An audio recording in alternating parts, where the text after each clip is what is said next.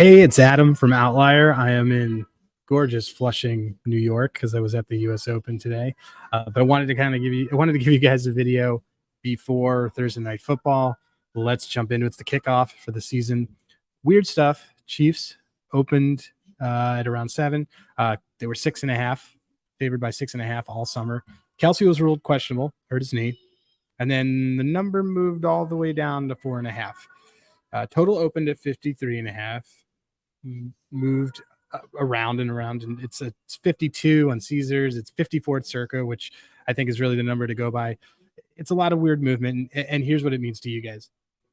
When a line moves that much because of a player, and this is not going to be the first time that it happens, you have to ask yourself, is this an overreaction? Is this player worth that many points? Travis Kelce is an elite player in the league. He's probably worth 2 points to a spread, but this is still kind of a massive move. The other thing you need to think about is when a line moves, a book is doing it because they want to entice some other sort of action. So this is always being done just to get something out of it, whether it's changing teaser liabilities, whether it's trying to get more money on the dog, trying to get more on the favorite, whatever it is. It's just something worth noting.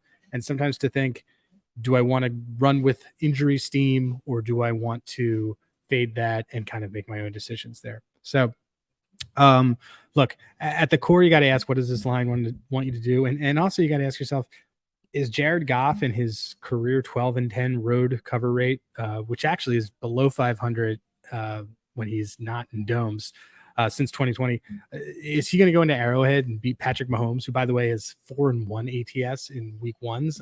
I don't know. And I don't really think so, to be totally honest. I think that the Chiefs are going to be fine. I think the Chiefs are going to roll. And I think a lot of this is some injury team. I don't think it's going to matter whether or not Travis Kelce plays. Some things for you to think about on the Thursday night. I've got a couple trends for you guys. But since 2014 favorites on week 1, that Thursday night kickoff, they're just 3-6 ATS. These Chiefs, they don't cover really, but they win a lot. Keep in mind that the last 3 Thursday night footballs that kicked off, 2 out of 3 of them, they're the favorite. They did cover, even though they don't have a big extended rate. Big faves, they kind of get it done, even though we don't think that they do. While there has been a recency that they haven't really covered, when they're 4 or more, so that means if the spread is 4 or greater on Thursday on the kickoffs, since 2005, they're 8-4 ATS. So that's pretty solid. So look, a lot of movement. It's going to be Thursday night. It's kickoff. It's football. We're going to have a great time with it. We'll have videos. We'll have another one on Friday. Talk a little bit about some of the things that are going to go on for NCAA.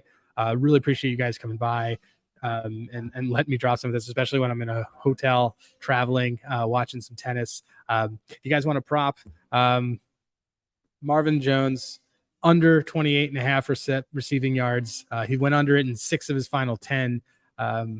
This is not the greatest cap, but I think he's old. I think Gibbs is going to get more of this action. I think Amon-Ra is going to get more of this action. I think Montgomery is going to get a lot of that action. I just don't really see Marvin Jones, who's another year older, being the guy who's going to be able to make a lot of big game breaks out of this. So Marvin Jones, under 28.5 receiving yards is my play.